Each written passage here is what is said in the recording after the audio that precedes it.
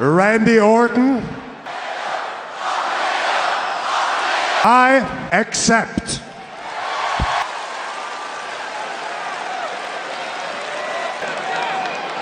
Just to let you know, Randy, nothing, absolutely nothing catches me out of nowhere. It's good to know, but I've heard that before. As a matter of fact, it doesn't need to be out of nowhere, but one should see it coming.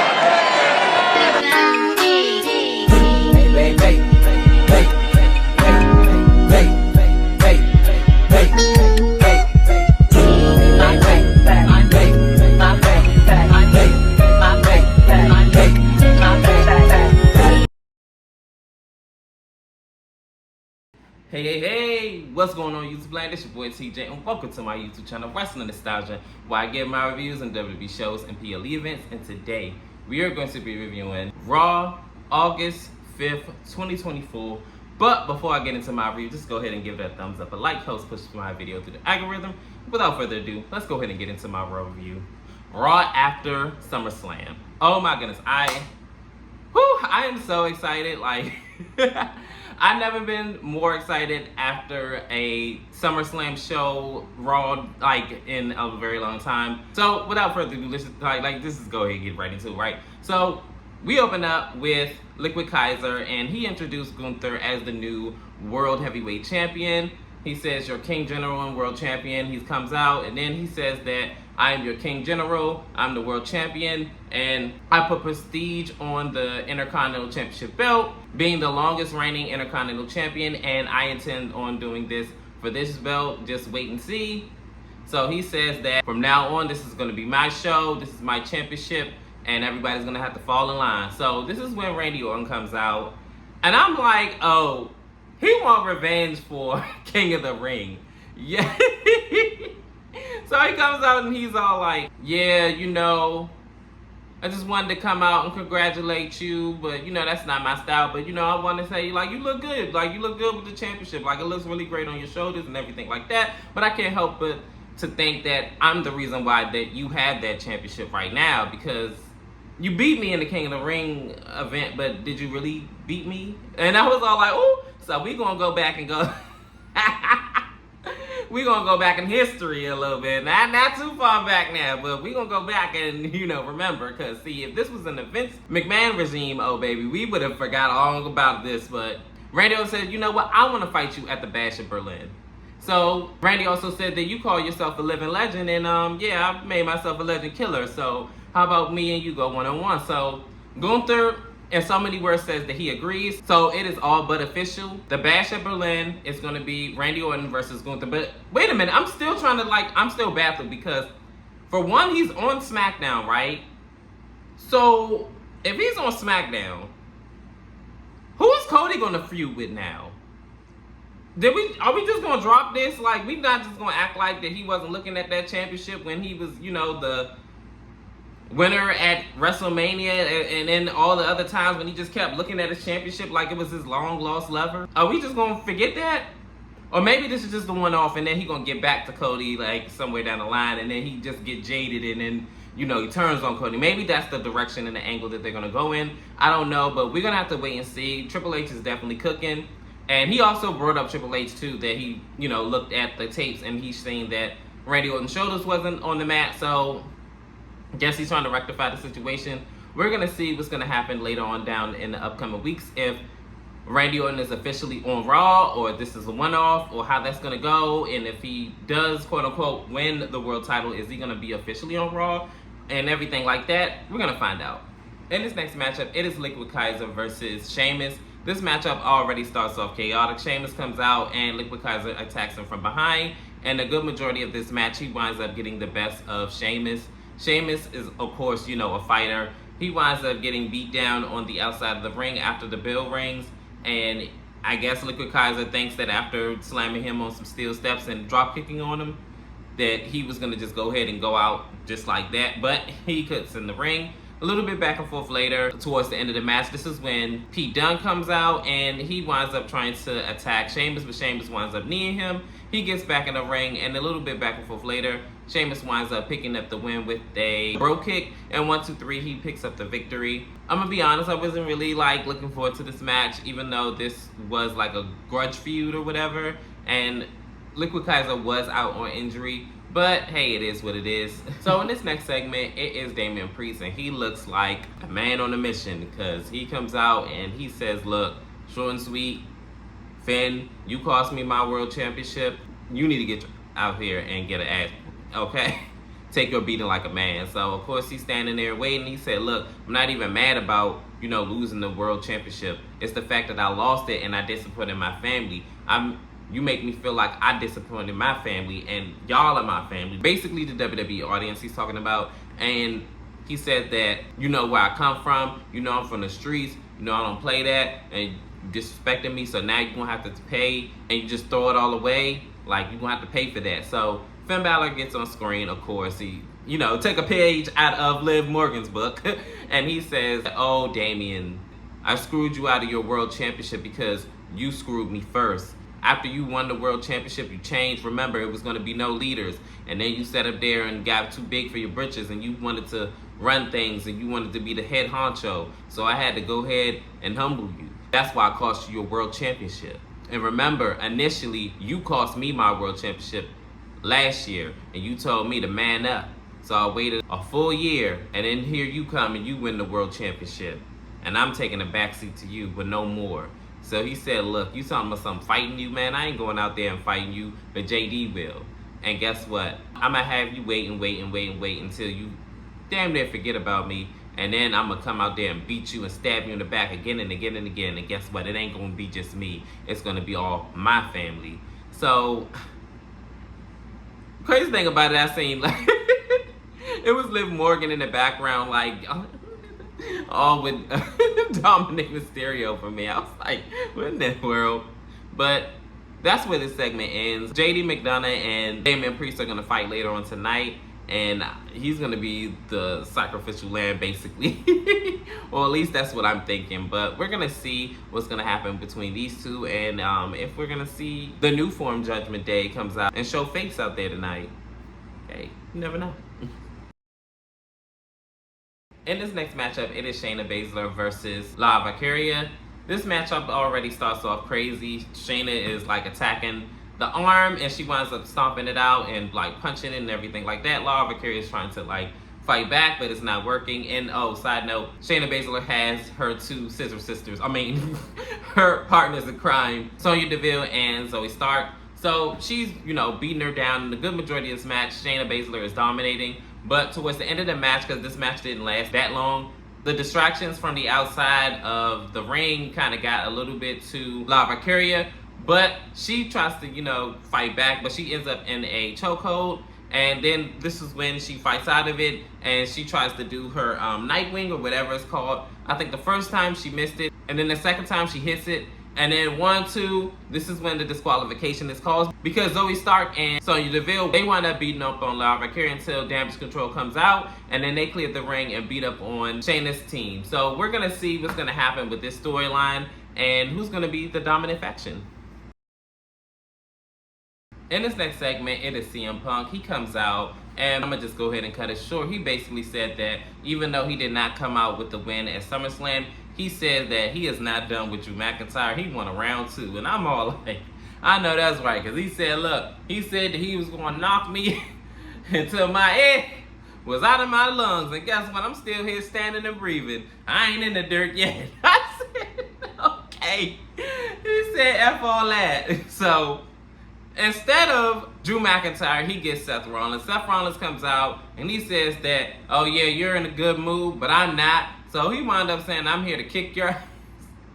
So he tries to get in the ring. He said, either you want to get your ass kicked in the ring or you want to get your ass kicked out of it. But if you don't let me in, I'll force my way in or drag you out. So they going back and forth. So then this is when Drew McIntyre, of course, comes through the rafters. He talking this trash and he's saying whatever he wanted to say to either one of them. And he said, thank goodness that Seth Rollins did his job and counted the 3 and everything like that. And CM Punk is no longer the best of the world, and CM Punk does not want to hear none of it. So he says, well, since you don't want to listen to me and y'all want to keep locking eyes like lovers and stuff, I know who's in my corner. So he winds up saying, your stupid dog and your beautiful, wonderful wife.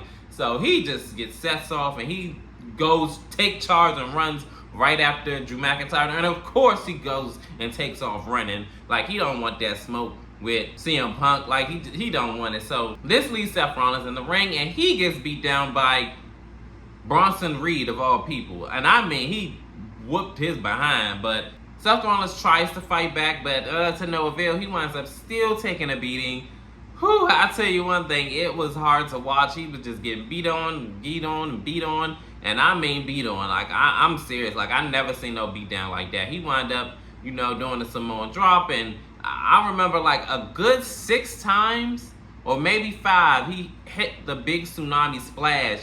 And then like all the officials and referees were trying to break it up, but he was not having, he did not care. He said he was going to make his own opportunity. Even when he thought he was leaving and that was it, he went back up to the top rope and splashed him again, and splashed him, and splashed him, and splashed him. I was like, goodness gracious. And this man was like puking blood and stuff. I was like, oh my gosh, like, goodness gracious. Like, he was trying to take that man out, okay? You hear me? And I'm not gonna lie, I was happy. I don't care, because I'm sick of Seth Rollins. I ain't want him to come back so goddamn soon. Ain't nobody asked him to come back. Shit.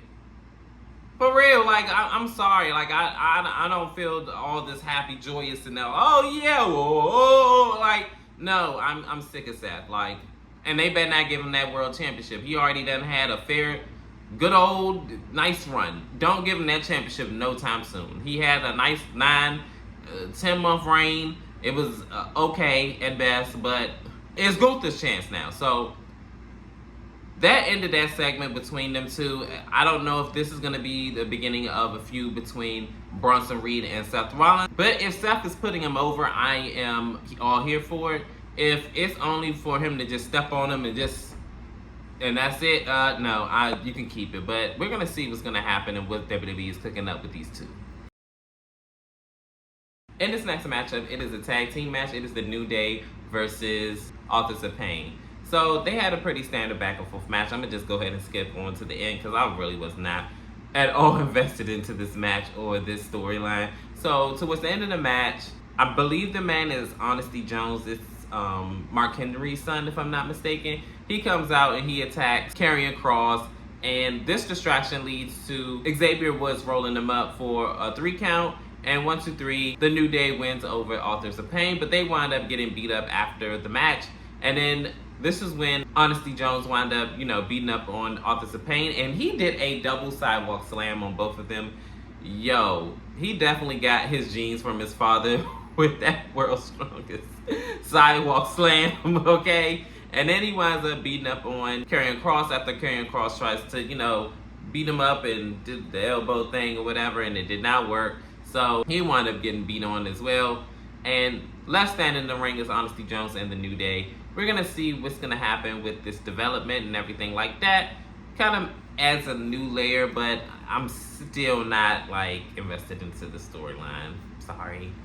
In this next matchup, it is Awesome Truth versus A-Town Down Under. So in the first half of this match, the Awesome Truth get the better of A-Town Down Under, and we go into commercial break. Then after commercial break, I believe it was The Miz that was trying to fight his way out, and he going back and forth with A-Town Down Under towards the end of the match. For whatever reason, Ron, aka R-Truth, wind up getting a tag to The Miz as he had this match full in hand after he gets the tag from R-Truth. And The Miz winds up doing a crossbody, but he is not the legal person. So R-Truth winds up hitting an attitude adjustment on one of the illegal team members. Then from behind, Ron ends up getting hit with A-Town down and 1, 2, 3. Austin Theory winds up picking up a big victory over the Awesome Truth. And to me, I feel like this Miz turn is coming very soon. In this next matchup, it is JD McDonough versus Damian Priest. they start off already. Damian Priest is trying to desperately get his hands on JD, and he's playing keep away and all that other stuff, but finally, after like slapping and trying to move and chop him and all this other stuff, Damian Priest lays hands on him and he takes control of this match and beating him down. And JD is trying to fight back, but to no avail. He is like beating him like he stole something. And it legit looked like he was like really like wearing him out. Like he was like punching him for real. And then like it kept going back and forth from here. Then after the commercial break, towards the end of the match, it looked like Damian Priest was gonna win. Of course, like, I mean, come on, really? Did anybody thought it otherwise? Like, come on, like, but JD, to his credit, definitely did go out on his shield, and he definitely did not like go out like no sucker. Like, he definitely fought back. He hits the South of Heaven, 1, 2, and then of course, you know, the Judgment Day, the new Judgment Day comes out to beat up on Damian Priest, and they're doing this up until he is fighting back, and Rhea Ripley comes out to help him, and she tries to get hands on Liv Morgan, but unfortunately, Liv Morgan gets away because of her new boy toy, Dom. He was not gonna let his beloved Liv Morgan go through that table, so she gets saved, but not JD McDonough. He winds up getting beat up on anyway, and he winds up getting the South of Heaven again, chokeslammed. And that ends that segment. I know one thing. JD McDonough, he made it go out like no sucker, but he sure did still went down, okay? But we're going to see what's going to happen with this development and where the trajectory of this storyline is going to go and head for the foreseeable future. In this next matchup, it is Sonya Deville versus Io Sky. So in this matchup, like, she got beat up earlier in the night, so that's why she's kind of like holding herself and things like that. But she still wants to go out there and fight Sonya Deville. Sonya Deville, you know, takes well advantage of this, and for the first half of this match, she is beating up on Io Sky, and Io Sky is not having it. She winds up, you know, fighting up, and towards the end of the match, this is where Kairi Sane, with all the shenanigans from ringside of Shayna Baszler and Zoe Stark, she ends up, you know, having Io's back, and she winds up beating them up on ringside, and then Io winds up, you know, getting her little kicks in as well. So Io Sky and Kairi Sane wind up doing top rope moves on the outside of the ring, and then back in the ring, Io Sky winds up getting Sonya Deville back in the ring, and then doing the moonsault 1, 2, 3. She picks up a big win over Sonya Deville. Well, Sonya Deville's team have a new faction in town to compete with. Well, not really new, but you know what I mean. We're going to see what this is going to lead to. The storyline is going to go in the upcoming weeks. They're going to fight at the Bash of Berlin. I mean, they're going to fight at Bad Blood. Or they're just going to keep fighting on Raw. Like, the match got to pay off at some pay-per-view. I felt like it would, but hey, I'm not the booker. And finally, we are here at our main event. It is the Y6 versus the Real Americans, I think they call themselves. I forgot. Which is the Creed brothers and Chad Gable. So this match already starts off with the Y6 go ahead and like taking the advantage of the first half of this match. The second half of this match, you know, the Creed brothers are trying to get their whiffs about themselves and try to, you know, fight back and things like that. This match actually went pretty back and forth-ish. It was a pretty good standard back and forth match. They definitely had some weird offense. I remember at one point Dexter Lumis does like a leg drop while they're I never seen anybody do a leg drop on their opponent while their opponent are standing up. Like, that is crazy. And then like towards the end of the match, Eric Rowan winds up doing a forehead slam, a version of a choke slam. A forehead slam is crazy. But then he tags in Dexter Lumis. Dexter Lumis winds up doing a big splash in 1, 2, 3. The Y6 wind up picking up a big win over the Real Americans. I keep forgetting their name, I'm sorry, but hey, correct me in the comment section. And that ends the night. So comment down below, how did you feel about Raw? Did you like it? Did you love it? Did you hate it? Could have been better? To me, I think it was pretty decent. I don't know. Like, I couldn't stay up for the whole thing. I have to back and watch one more segment and then be done with the review. But it was pretty cool to me, honestly. But as always, like, share, and subscribe, and help me grow this channel. And as always, your love and support is greatly appreciated. And peace, TJ. I'm out. You're so pretty.